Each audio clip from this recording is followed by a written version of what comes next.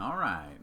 So, getting back into chapter 6 with skeletal tissue, we had paused our progression because we were looking at the gross anatomy, and now we were going to get into the microscopic anatomy instead.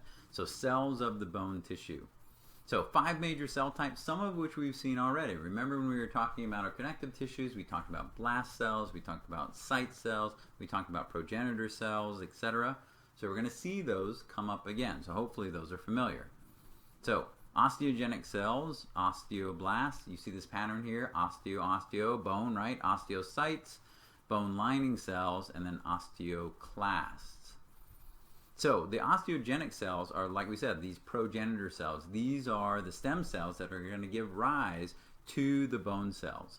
So particularly to the osteoblasts. Because remember, the osteoblasts are the ones that are actively building bone.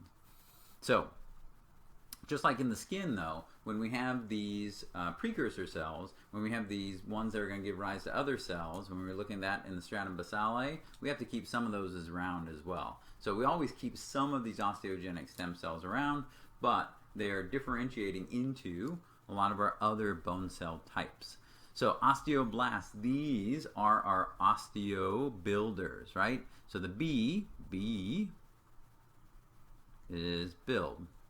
So those are the ones that are actively doing the building of the bony matrix, creating the tissue itself. So they're actively mitotic, they're making more once they're created, and they're creating this osteoid, this unmineralized matrix. But that continues to develop into our actual bone tissue itself. So we start with a generic looking cell, like you see on the left, the stem cell, the osteogenic cells, genic like genesis, right, gives birth to, etc.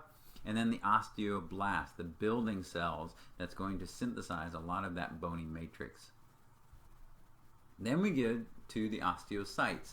Now remember, we graduate from a blast to a mature bone cell or an osteocyte when that actively building osteoblast has kind of surrounded itself with the bony matrix, and now it's kind of trapped within. So they tend to, the osteocytes maintain the bony matrix, and they're sitting within their little condos, if you will, or our lacunae. So lacunae, remember, that's the plural of it. Now these osteocytes, remember, and we'll see it again, they aren't just like a generic round cell like we saw maybe with the chondrocytes. They're more spider-like. They have branches that extend out. In a way, they kind of look like our nerve cells. So more branches allows for more connections. And so those little extensions that make them look spider-like allow those different bone cells to communicate to one another. Okay, fourth type of bone cell are the bone lining cells. So these are going to be the periosteal cells towards the outside and the endosteal cells on the inside. And then lastly, we have the osteoclasts. And the osteoclast with a C instead, that C is going to give us a cell that chews up the bony matrix instead. So the osteoblasts build the bony matrix and the osteoclasts chew it up instead. Now these are very large cells. When we look at them, they're multinucleate. We said that it's not always the case where we have one nucleus per cell. This is one of the exceptions to the rule. And you see these little extensions like we see along the edge here. This is where they have a lot of different digestive enzymes where along the surface of the bone they will eat away at the bone. Now that sounds like a bad thing, but do remember that the bones are there. One of the functions is storage. And so if we need to liberate some of that calcium, etc., we need to be able to just eat up that bony matrix and free up the calcium and the phosphate, put it back into the blood for other cells to use. Okay, so 5 different cell types of bone. Now, we also said there are 2 different types of bone, bony tissue, compact bone, and then spongy bone instead. So let's take a look at this compact bone. Very, very strong, the hard candy shell, if you will, how it's arranged, etc. So we're going to see a lot of these different terms here. Osteon, canals and canaliculi, interstitial, and circumferential lamellae. So the osteon is actually the structural unit of the compact bone. It grows kind of like a tree, so a lot of like a dense stand of tree, almost like trees or maybe like bamboo. Very, very dense along the long axis, and so that helps to give the strength to the bone itself. So long cylinders that go along the long axis of the bone, They're kind of like pillars, right? So if you're building a house, you put up the pillars in order to, hold up the ceiling, etc. And they have these layers to them that give them the look like they look like trees and tree rings, and those are the lamellae. So if we look at one individual osteon that we see here, so this whole thing is an osteon here. So we're kind of looking at it from the side, and we can see those layers. And you see, even in the layers, we see how there are collagen fibers for strength, and they go at different directions, which gives it even more strength. We can see also in the center of the osteon, we have nerves and blood vessels as well to go throughout this compact bone tissue. Now, while we saw some of those nerves and blood vessels going through, that goes through a canal that's called the central canal. It's right in the center of an individual osteon. So those are kind of going, if you will, vertically or at least longitudinally. There are also ones that go horizontally, if you will, or at least 90 degrees to those central canals, and those are called perforating or Volkmann's canals. Let's skip ahead to a diagram so we can see what that looks like this. Okay, so we're zoomed up on an area of a long bone, kind of like that. We can see each one of these is an osteon. So these are in cross section, but you can see they go the length down there. So we can see it like this. And if we look at them up closer, like we zoom in, and we look at this area right here, we can see that in that area right there, we've got a lot of bone cells that are in that area in between the lamellae. So each one of these layers of bony matrix is a lamella. Lamella is one, lamellae is more than one. And you can see how in between those layers, that's where our kind of spider-looking bone cells or osteocytes exist. And at the very center is where we have our main canal, our central canal. And those little extensions that are coming off of where the bone cells are, where the osteocytes are, those are called canaliculi, little mini canals that allow them to connect to each other. And we can see that here as well. So over on the right-hand side here, that's what you would actually see, what you will see in the microscope, right? You'll see your central canal in the center. You'll see all those little dark dots. Now those dark dots technically are the lacunae, but in living tissue, you would have the cell sitting right inside of it. When we talk about lamellae as well, the lamellae are the labels, are the layers, and in fact in the osteons what we have is concentric lamellae, right, concentric circles, and then when you look at those that are in between, sometimes in this area, see those 4 osteons I drew there in the center, there's some extra layers there that are kind of going different ways. Those are called basically the interstitial ones. They're in between, they're layers that are in between the osteons themselves. Okay, so we have a better idea now of the compact bone structure. So now what about spongy bone? Now spongy bone looks like it's just this webby stuff going all over the place, but it is pretty strong, and it can, through growth, get more and more of these struts, or if you will, trabeculae, like cables going through. And so when we look at it, it still has strength, but it provides those spaces for what's typically in there? Red bone marrow to exist, so we can produce our different bone cells. Okay, so we've talked about, different blood cells. So we've talked about the different cells that we have inside of our bone tissue, and now we'll also look at the chemical composition of bone. So there are both organic and inorganic components to the bone. So when we talk about organic, right, those are things that contain carbon, hydrogen usually, oxygen usually, etc. So the organic components are going to be kind of like the fibers that we find in there, as well as some of the protein-based ground substance that is in between the cells. When we look at the inorganic components, this is talking about the minerals that make it really hard.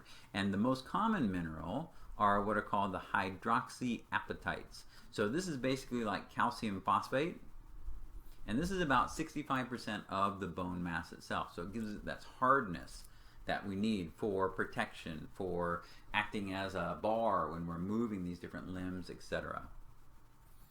So what we find is that bone is basically very, very strong in terms of tension, kind of pulling it and flexing it, as well as compression. It's just about as hard as steel in terms of resisting tension, And it's half as strong as steel in terms of resisting compression as well. So compression, squishing it, tension, flexing it, etc.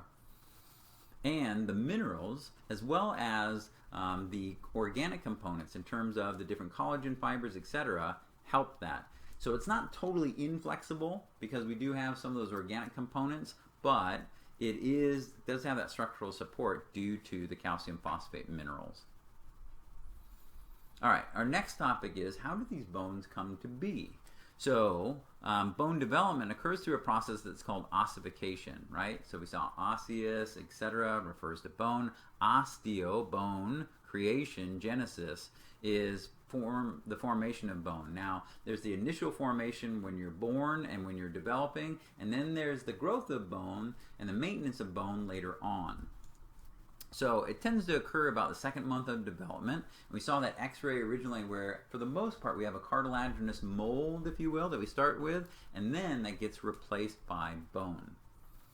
So when we are at about 2 months then, what happens is we start getting that form of the bones, which is consisting of cartilage up to that point, hyaline cartilage, that then starts to get replaced by the osseous or bone tissue.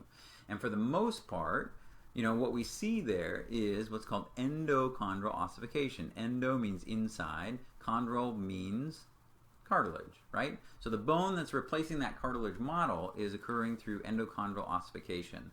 And that's going to be most bones of the body, like those bones of the appendages and the ribs and a lot of even some of the skull bones, etc. Now the other type of bone generation we have is called within, like interior, intramembranous ossification. And these membrane bones are coming from the progenitor cells, the mesenchymal cells first. So it goes from the mesenchymal cells right to osteoblasts, or right to bone tissue, as opposed to having that intermediate of cartilage. Okay, so with endochondral ossification, let's take a look and see what that consists of, the steps where we go from cartilage, or basically mesenchymal cell, to cartilage to bone. Okay, so essentially all the bones of the main part of the skeletal system, except for the clavicles. The clavicles are the collarbones here. And then we do have a variety of bones of the skull that are not endochondral but intramembranous. All right, so let's take a look at the steps involved. So there's 5 steps involved. So what we find is that there's a bone collar that forms around the diaphysis. What's the diaphysis? Right? What part of the bone is that? That is the shaft, right? So we get a bone collar that's formed, and then it basically starts to calcify, and then you get what is basically a bone bud that's starting to bloom inside of the bone. It's kind of like the bone almost like turns to ice, where you see like ice crystals form and then they kind of spread out. It's a bit like that. So we get that bud forming, and then the diaphysis is going to elongate, the medullary cavity is going to form, and you get, rather than the primary ossification center that started in the core of the bone, in the diaphysis, you get these secondary ossification centers that start in the epiphyses as well. And then finally, even the epiphyses will ossify too. And the only thing that you have at the very end of the cartilage that we started with is maybe articular cartilage on the end, and then these what are called epiphyseal plates, or growth plates. So let's look at the figure, and it shows it a little bit better, I think.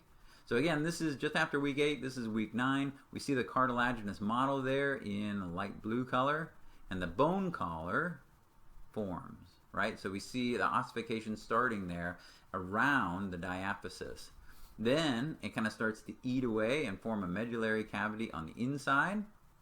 And now we actually get blood vessels that are invading. And with blood vessels, we know nutrients and oxygen are being delivered. So now we're really going to speed up the process of turning this cartilage into bone.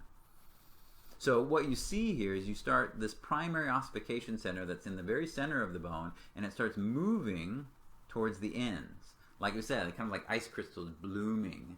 And then you get our secondary ossification centers that form. And so they're spreading out as well and replacing the cartilage. They're spreading in all directions around here. So now it's kind of a war, right? You have these advancing bone cells and these retreating and dying cartilage cells, and they're getting assaulted from both sides, right? The primary ossification center is spreading this way, the secondary ossification center is spreading that way. So it continues and continues, and finally, again, all the cartilage that remains is just this articular cartilage on the end, and then the cartilage of these epiphyseal or growth plates that we see there. And ultimately, even those epiphyseal plates will, by the time you're about 20 or so, end up being totally replaced by bone. And we'll actually see this, you can see this in the microscope. When we look at developing bone, endochondral ossification, you can see where the cartilage is on one side, you can see it kind of dying off, and then you can see where the bone cells are on the other side, and as they're kind of spreading out. It's pretty cool. Okay, intramembranous, the other type of ossification.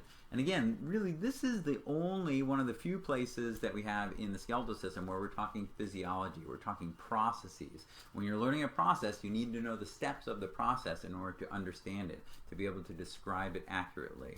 Okay, so we did endochondral ossification, now we need intramembranous. They're both bone development. How are they similar and how are they different, right? Compare, contrast.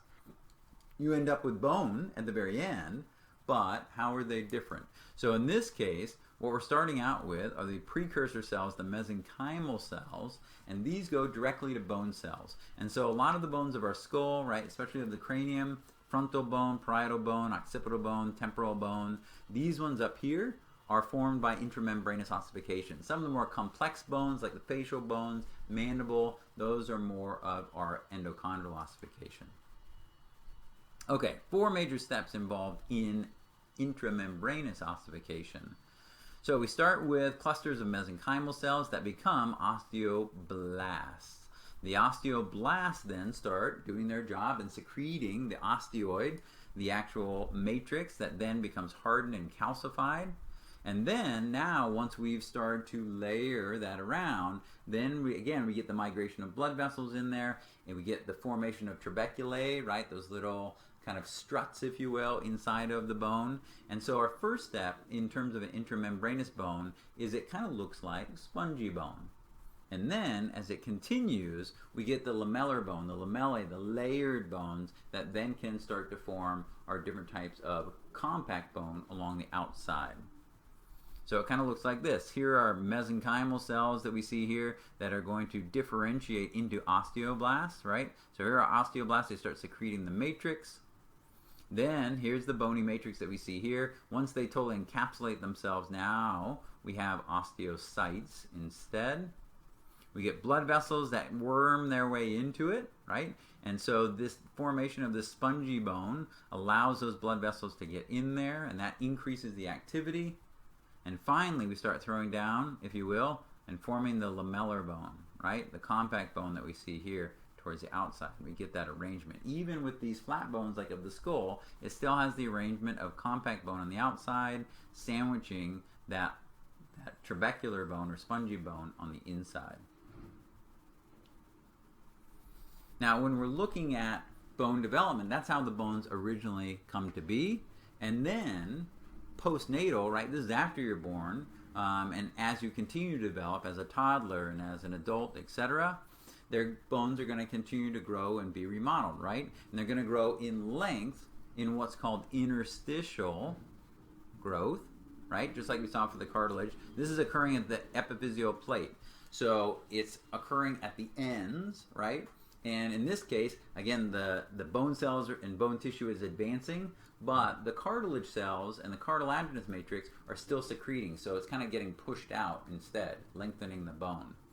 Now that's going to occur until, like we said, until about your 18 or 20 or so. And then that war with the bone cells invading, the cartilage cells are going to give it up, and the bone tissue is basically going to meet there. So that's interstitial growth at the epiphyseal or growth plate. There's also appositional growth. So this is where we have those chondroblasts right at the surface of the bone that are secreting more bony matrix. So that's how we can grow in diameter or thickness instead. So, like we said, that epiphyseal plate is very, very critical, right? So the epiphyseal plate is a growth plate. If you get a break through the growth plate or damage to the growth plate, that bone lengthening is not going to happen very well. You may get one limb that's significantly shorter than the others. So when we're talking about the growth there, it's a bit like we talked about the endochondral ossification, where we have an area where it's called a resting zone, a proliferation zone, a hypertrophic zone, where the tissue is kind of swelling up and dying off, and then a calcification zone, followed by an ossification zone. So this is a picture of the slide that you'll see in lab. It's very cool, right? Here's the resting zone. This is at the epiphyseal plate. This is where the cartilage is still being maintained. The proliferation zone is where the cartilaginous cells are undergoing mitosis because we're trying to grow it so it doesn't get replaced by the bone cells. This is where the cartilaginous cells are dying off, and this is where we have the bony tissue advancing and the bone cells replacing it. So this is where it's becoming calcified, and this is our ossification area. This is where the bone is actually forming new. So like we said, this is going to continue until the end of adolescence, around 18 to 20 years of age. And so that bone lengthening, that interstitial growth is going to stop about then, but the appositional growth will continue. It's interesting because, you talk about, like we said, bones are organs and they're very, very active. And so we're depositing bony tissue in there, we're removing it, and the bones are growing, etc. And so even when you go to the gym, you talk about, oh, I go to the gym and my muscles get big, etc. Well, those muscles are pulling on bones, and the bones have to resist that tension. So even after you go to the gym, the bones will respond as well. Your bones will get thicker, having to deal with those stresses that you're putting on them. Okay, so we've gone through types of ways that we grow bone, and so we'll stop with that little bit of physiology right now. And then we'll continue on and finish up the chapter talking about our osseous tissue in part 3.